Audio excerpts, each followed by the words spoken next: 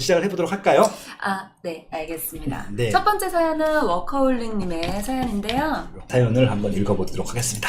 네. 한번 시작해보도록 할까요, 그럼? 네. 분노의 패닉바잉, 이제는 진정하고 공부해보고 싶습니다.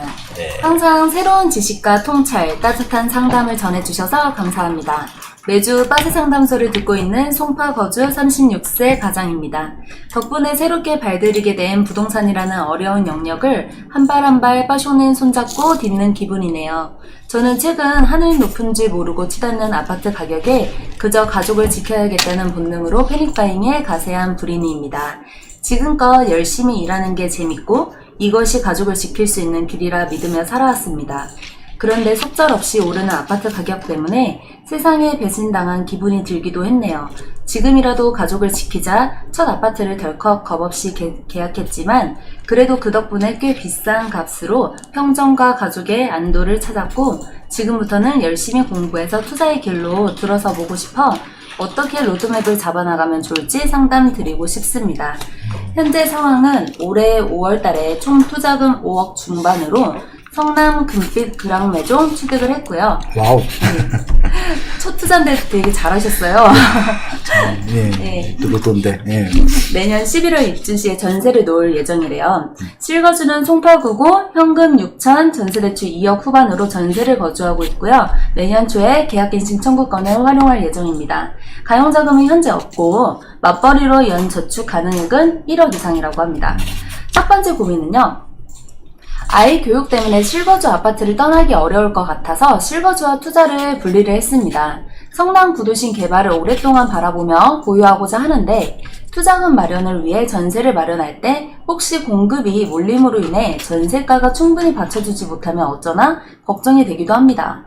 공급이 많다는 것은 개발이 이루어지고 있기에 입지의 잠재력이 있다는 의미인 동시에 공급 물량으로 인해 전세가와 매매가가 힘을 받지 못하는 요인이기도 하다는 생각이 듭니다. 많은 투자자분들께서 수요 대비 공급이 적은 곳은 놀이라는 말씀도 하시고 장기적으로는 입지가 좋아질 수 있는 곳에 대한 투자도 강조하시는데 앞으로 투자를 이어가는 데 있어 입지 개발로 인한 공급을 어떤 마음가짐과 시각으로 봐야 될지 그 다음에 두 번째 고민은 자산은 많지 않지만 아직 젊고 현금 흐름이 좋은 상황을 활용해서 앞으로 꾸준히 공부하며 부동산 투자를 이어가고 싶습니다. 당초 소액 갭 투자를 매년 한두 채씩 해보자는 마음으로 다주택자에 대한 세금 등 규제들이 쏟아지며 이것이 유효한 방식일까? 지금은 재개발 재건축이 큰 흐름을 만들 거라고 하는데 리스크가 큰 투자 방식이라는 막연한 생각이 두렵기도 하네요. 향후 어떤 방향으로 투자 계획을 잡고 공부하면 좋을까요? 라고 사연을 보내주셨어요. 네. 요약을 하면 네. 첫 번째 고민은 성남 구도심 대규모 개발로 인해서 향후 전세를 놓을 경우 네. 공급 몰림으로 인해서 전세가가 받쳐주지 않을 경우 어떻게 해야 하는지에 대한 고민이고 그래서 앞으로 투자를 이어가는 데 있어서 입지 개발로 인한 공급을 어떤 마음가짐과 시각으로 봐야 될지. 두 번째 고민은 네. 현재 가용자금은 없지만 아직 현금 흐름이 좋기 때문에 매년 한두 채씩 투자를 해보려고 하는데 다주택자들의 세금에 대한 규제가 쏟아지면서 이것들이 유효한 방식인지 한번 고민해보고 싶다라고 하는 것들이고요. 그래서 결국 재건축 재개발 같은 경우는 리스크가 큰 투자 방식이 되는 것인지 이런 것들이 고민스러우신 것 같습니다. 네. 일단 이분 상담을 사연을 봤는데 네. 이분은 참 열심히 잘 살아오신 분 같고 네. 무슨 걱정이실까요? 아니, 너무 칭찬해드리고 싶어가지고 투자도 되게 잘하셨어요. 네, 그렇죠. 네. 어떤 느낌이 드셨어요? 저는 지금 근데 이 사연이 사실 내 집 마련에 대한 사연보다는 네. 지금 부동산 공부를 하면서에 대한 이제 방향성이라든지 네. 이런 것들에 대한 이제 고민 사연으로 보여져요.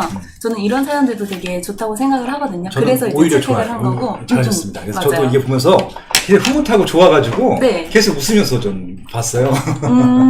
네. 그래서 이 얘기도 어떻게 보면 이분도 나름대로 성공 사례였었던 것 같고 네네. 공유해주면 좋을 것 같고 저기다가 여기가 좀 조금이라도 조언해드릴 것들이 있으면은 더 시너지가 날 것 같아서 네. 사연은 되게 잘 선택하신 것 같아요. 네. 네. 또 많은 분들이 궁금해하실 내용 같아서 네. 사연을 채택을 하게 됐고요. 지금 워커홀릭님께서는 이제 성남 재개발이 입지가 좋은 건 아는데 아무래도 이제 대규모 개발을 하다 보니까 이제 공급 물림으로 인해 가지고 전세가도 이제 걱정이고 이런 것들을 어떤 시각으로 이제 바라봐야 되는지에 대한 고민으로 보여지는데 네. 토자님께서는 워커홀리님께서 어떤 조언을 해주시고 싶으실까요? 저는 이분한테 배워야 될 것 같은데. 일단은 뭐 구체적인 디테일하고 이런 부분들은 이제 박윤 팀장님 말씀 주시면 좋을 것 같고요. 네. 일단은 이제 전 고민 1번에 대한 좀 답변을 조금만 좀 드리고 싶어요. 네. 그냥 브로드하게 일단 먼저 말씀을 드릴게요. 네. 나머지는 좀 얘기 나누면서 조금 더 얘기 나눠보도록 하고요. 그러니까 성남 금빛 그랑매종이 이게 금강일구역 맞나요? 네네, 맞아요. 네, 엄청 큰 단지잖아요. 네, 5,000세대가 넘죠. 네, 그래서 지도를 한번 볼까? 네. 이거 맞죠? 네. 네, 워낙 커갖고 네. 머리수도 보여. 여기가 이제 그 8호선이죠? 네. 예, 단대 5거리역에서 도보권에 있고 여기가 이제 딱 보통 평지처럼 보이지만 평지는 아니고요. 이게 네. 엄청 뭐 좀 이렇게 언덕입니다. 이게 아마 그 성남 구도심들이 다 그럴 것 같아요. 이게 네. 금강 1구역이고 굉장히 큰 단지예요. 네. 이 세대수가 아마 거의 3, 4천 되지 않았나요? 5,000세대가? 그렇죠. 5천 넘죠. 그렇죠. 네, 맞습니다. 이게 조합원들이 그렇게 됐었으니까 일반 입주를 했을 때는 네, 5천 세대가 넘죠. 이건 거의 미니 신도시죠? 이 정도면. 네, 그쵸. 그래서 단지 선택도 정말 잘하신 것 같고요. 그래서 이제 이 단지 하나만으로도 5천 세대가 넘기 때문에 또 이 단지만 있는 것이 아니잖아요. 네, 그쵸. 주변에 또 워낙 개발, 지금 이게 분양권 거래일 텐데 네네. 좀 보이는 것만 해도 지금 4개가 보이잖아요. 네. 그렇죠. 더 많겠죠. 근데 분양 거래가 안 되는 것까지 또 신규 아파트 입장권까지 합치게 되면은 그래서 이게 너무 많지 않느냐 이런 걱정을 해 주시고 계신 것 같아요. 그러니까 네. 이제 제가 이제 이 단지는 저랑 좀 인연이 있어요. 제가 샀다 팔았다 그런 인연이 아니라 이게 대림산업에서 네네네. 예, 시공을 한 건데 제가 대림산업 프로젝트를 2012년도부터 2016년도까지 매년 한 50개씩 진행을 했어요. 수요조사를. 근데 이제 이것도 2012년과 13년도에 제가 수요조사를 진행했던 단지였었는데 네. 어떤 것들 그때 고민스러워 했었냐면은 물론 그때는 이제 경기가 지금처럼 좋진 않았죠. 2013년도 전이었으니까 조합분들이 이게 너무 많아서 분양이 될까요? 였어요. 그때는 가격이 올라갈 것이가 아니라 네. 이렇게 분양이 많은 될까요? 예, 이렇게 많은 세대수인데 뭐 조합들이 과반수량 갖고 하긴 하는데 그래도 몇천 세대 가까이 분양을 하는데 분양이 될까요? 였었는데 네. 지금 결과론적으로 말씀을 드리면은 네. 기후였죠. 네. 좀 분양은커녕 분양에 대한 우려는커녕 네. 피를 얼마큼 받을 수 있느냐였었잖아요. 지금 분양하는 것들이 우려됐던 시장이 피가 분양가보다 더 높게 붙었다라고 하는 것은 그만큼 대기 수요가 많다는 것들이잖아요. 네. 그래서 대기 수요가 많다는 것들은 가격으로 증명이 됐던 것들이고 만약에 정말 입주 물량이 많아서 이 수요들이 빠져나가거나 이제 다 채우고 나면 수요가 없는 것이 아니냐가 될 경우에는 이 가격이 빠지겠죠. 근데 빠지기보다는 네. 빠진다 하더라도 피의 일부가 빠지는 것이지 절대적인 가격이 빠져서 뭐 분양가 이하로 흔들리거나 그럴 가능성은 없다라고 하는 것들이고 네. 일단 그래서 물량이 많다는 것들에 대해서는 너무 걱정하지 마시라는 말씀을 드리고 싶은 것들이고 왜냐면 네. 일단 일단 분양 결과로 5천 세대가 한 번에 완판이 됐고 네이버 부동산에 가시면은 여기 단지를 지정하시고 네. 위에 세팅에 네, 그 분양권 재건축 이런 거 설정하시게 되면은 여기에 대한 해당 단지가 나올 것 같고요. 클릭하게 되면은 단지 정보하고 단지 정보를 보시게 되면은 뭐 5천 세대가 나오기도 하고요. 그다음에 요즘 거래되는 가격이 나오는데 지금 이제 5구제곱이죠. 전용으로. 네. 피가 6억 900만 원이고 매매가가 이제 9억이니까 이만큼 지금 대기 수요가 이 분양 세대보다 2배 이상 많다라고 이걸 판단하시면 될 것 같고 네. 그리고 이제 그 다음 문제들일 텐데, 주변에 또 신규로 입주하는 물량들, 공급하는 물량들이 많은 것들이 우려가 된다. 네. 여기서 우려할 것은 딱 하나입니다. 말씀하신 대로 좀 우려가 나오긴 했는데, 네. 전세가는 낮을 수 있어요. 네네. 예, 전세가는 낮을 수 있기 때문에, 네. 만약에 전세가가 낮아서, 분양가보다 많이 낮다. 그러면 이제 추가 돈이 들어가는 것들이잖아요. 네네. 그렇죠. 근데 만약에 전세가가 분양가 이상 나온다. 그러면 돈이 들어가지 않는 것들이잖아요. 네. 그것만 걱정하시면 될 것 같아요. 맞죠? 그래서 네, 그렇죠. 이게 지금 아직 전세가가 없지요. 음. 전세가가 없기 때문에 네. 일단 전세가에 대해서는 저희가 지금 정확히 예측을 할 수는 없지만 지금 주변에 있는 시세들을 가지고 충분히 유추할 수 있을 것 같거든요. 네. 근데 이미 피가 이렇게 많이 오른 아파트이기 때문에 네. 전세가도 크게 걱정할 필요는 없을 것 같다라는 추정이 들죠. 네. 그렇기 때문에 오히려 여기는 이제 이 피라든지 전세가가 얼만큼 유지가 될 것인가 올라갈 것인가를 생각하시면 될 것 같고요. 또 하나 뭐냐면은 주변에 이렇게 많은 단지들이 들어오는 것들 때문에 걱정하시는 경향들이 좀 있는데 네. 이게요. 그러니까 원래 사람들이 안 살던 지역에 이렇게 물량들이 들어오게 되면 걱정하셔도 돼요. 예를 들어서 여기 이제 산 허허벌판 있잖아요. 네. 이런 지역에다가 대규모로 개발했다. 근데 한 단지가 들어갔는데 간신히 수요를 채웠는데 또 단지가 들어온다. 그럼 또 수요를 또 채워야 되잖아요. 이런 것들은 문제가 되는데 이 성남 구도심은 이미 사람이 살고 있어요. 그렇죠. 사람이 살고 있는 지역은요. 아파트가 들어가게 되면은 구축에서도 오고 다세대 빌라에서도 오고 다른 지역에서도 오거든요. 네. 그동안 여기가 아파트가 없어서 못 왔던 분들도 들어오기 때문에 오히려 이렇게 대규모로 재건축 재개발 정비 사업이 진행되면요. 수요는 더 많아진다고 보셔도 될 것 같아요. 그러니까 이거는 미래 가치 측면에서도 걱정할 네. 게 하나도 없고 네. 현재 가치에서는 부럽다고요. 부럽다고요? 네. 앞으로 그러니까 이게 정비 사업의 장점이 뭐냐면요. 수요를 걱정할 필요가 없어요. 네. 그러니까 신도시 택지 개발 사업 이거는 조금 살짝 걱정을 해도 되는데 그쵸. 수요가 들어올지 안 들어올지 솔직히 네. 말씀드리면 이렇게 좀 비교해 보시면 될 것 같아요. 이것도 결국은 대박 입지가 됐는데 여기 의왕이 있습니다. 의왕이. 예전에 여기 백운밸리라고 있습니다. 백운호수. 이거 개발할 때 정말 말들이 많고요. 저도 살짝 불안했었어요. 네. 과연 여기까지 수요층들이 올 것인가. 왜냐면은 딱 봐도 교통도 단절돼 있고 학교도 단절돼 있고 학원가도 단절돼 있고 그다음에 생활기반시설이 하나도 없잖아요. 지금도 솔직히 없어요. 네, 맞아요. 근데 이게 지금 분양가 대비 2배 이상 올라갈 거라고 이 당시엔 아무도 예상 안 했거든요. 그러니까 이런 지역들은 걱정을 해도 돼요. 걱정하는 게 당연한 거고. 지금은 워낙 서울에서 수요가 밀려왔기 때문에 다 채우고 끝났는데 이런 성남 구도심 같은 경우는 걱정을 할 필요가 하나도 없다. 왜? 기존에 살고 있는 사람들만 이사가도 수요를 채우고도 남기 때문에 네. 그런 생각이 들긴 해요. 네. 뭐 자랑하시려고 혹시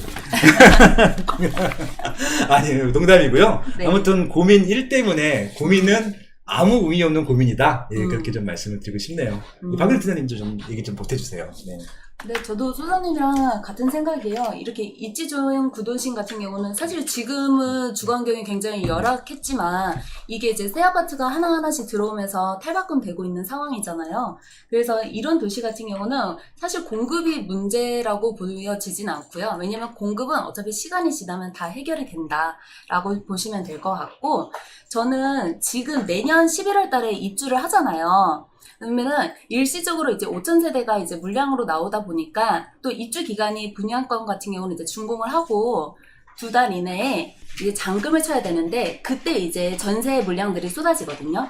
그러면은 이때 이제 전세를 어떻게 내놔야 될지 그거에 대해서 약간 저는 팁을 드리려고 해요. 일단은 제가 좀 자료를 준비를 해봤는데요. 저희가 이제 입주 물량을 확인을 해야 되는데 입주 물량을 확인을 할 때 보통은 이제 부동산 지인이나 아니면 아실 사이트를 이용을 해서 확인을 할 수 있어요. 그래서 부동산 지인에서는 수요 입지 여기에서 이제 확인이 가능하고요. 그다음에 아실 같은 경우는 아파트 공급 물량을 확인을 하시면 돼요.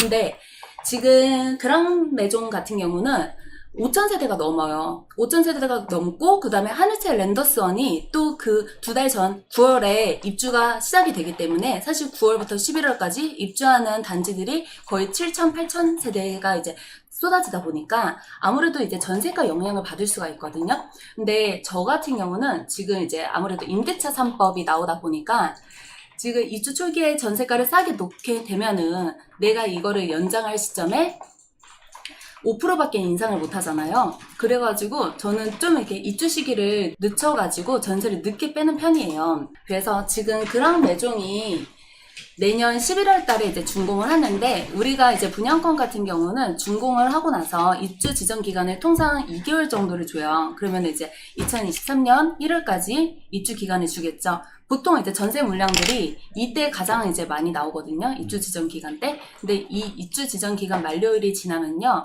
거의 전세가 70% 이상이 소진이 돼요. 그러면은 입주 지정 만료일 지나서는 물량이 이제 차츰차츰 소진이 되면서 이제 많이 남아있지 않은 상태가 될 텐데 우리가 이 입주 지정 기간 만료일까지 잔금을 납부를 못 하시는 분들을 있을 수 있잖아요. 그래서 바로 계약 해제가 아니라 이제 3개월 동안의 유예 기간을 줘요. 그래서 그 유예 기간 동안에는 일단은 내가 조금 잔금을 늦게 이제 칠 수가 있다. 하지만 문제는 이 기간 입주 지정 만료일 기준부터 해가지고요. 3개월 동안은 연체료가 발생이 됩니다.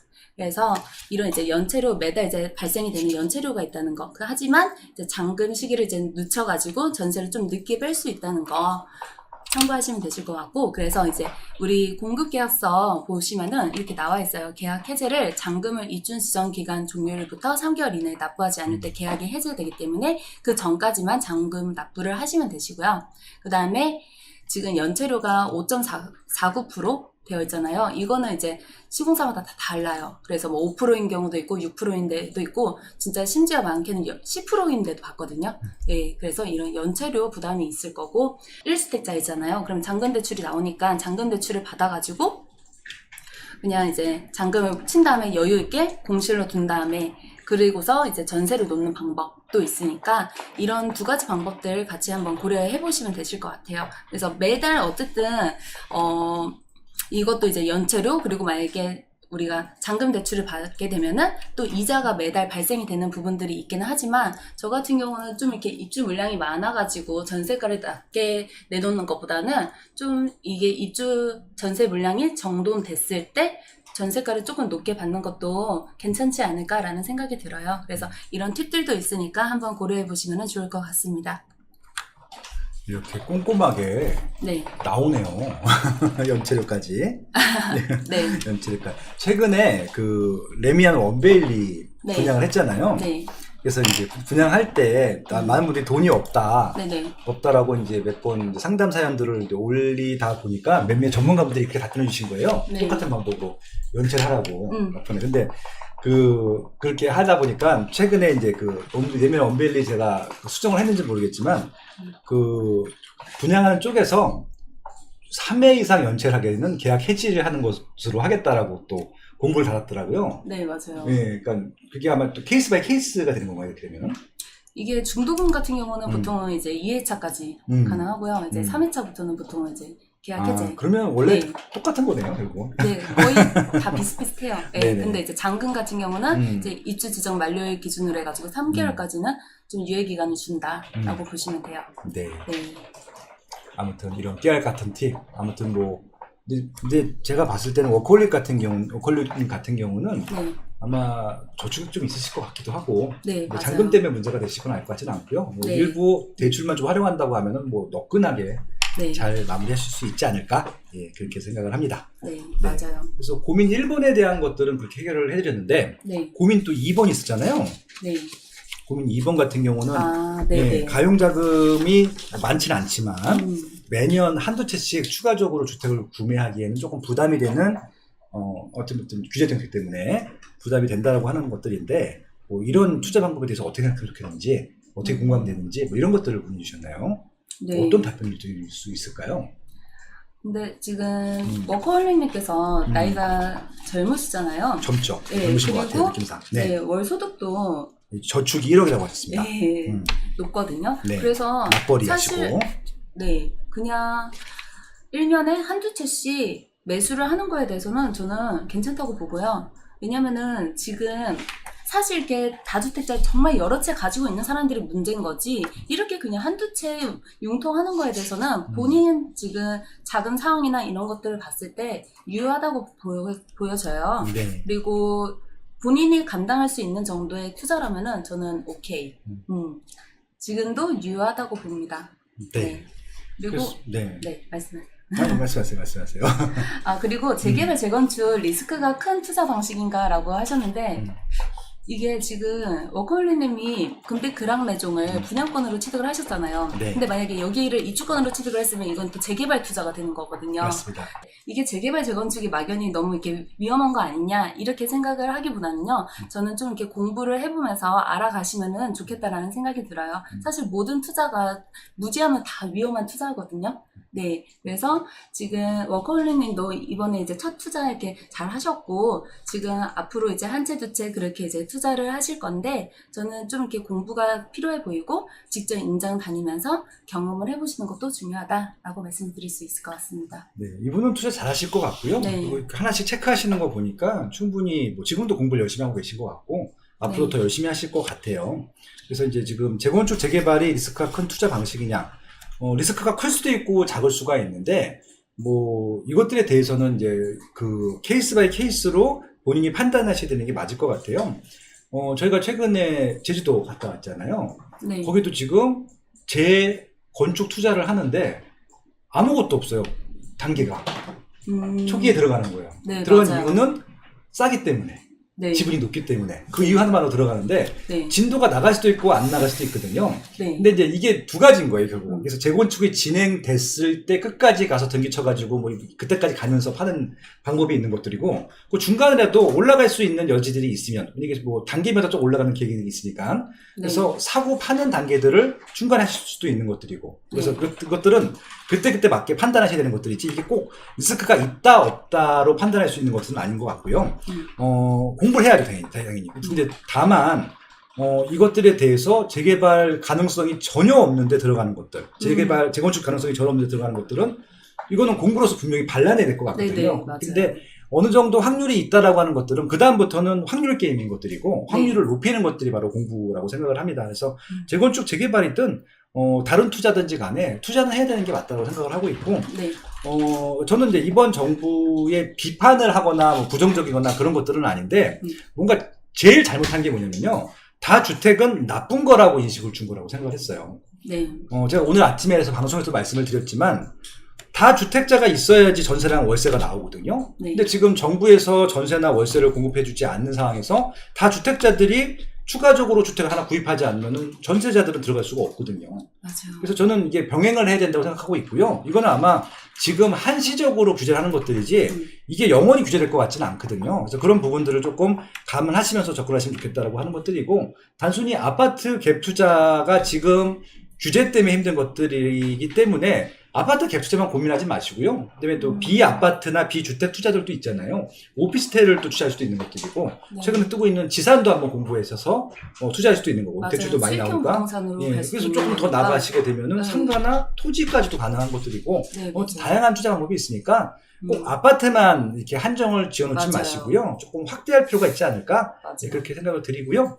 스마트 튜브 경제 아카데미에서 현재 블루 구구님과 이런 다양한 투자 방법에 대해서 리스크 위주로 말씀을 드리고 있습니다. 이렇게 하면 리스크가 있는 것들이고 없는 것들 말씀드리고 있으니까, 생소한, 그러니까 여러분들이 하는 소위 말해서 쉬운 갭 투자 말고 부동산의 다른 투자들 중에서는 어떤 것들이 있고 어떤 리스크가 있는지 확실하게 알고 싶고 투자하고 싶으신 분들은 지금 블루 구구님과 진행하는 대한민국 부동산 투자 이슈의 모든 것 수강해 보시는 것들도 좀 워크홀님께 추천을 드립니다. 네. 네. 이렇게 워크홀님 사연을 좀 마무리하면 될까요? 네.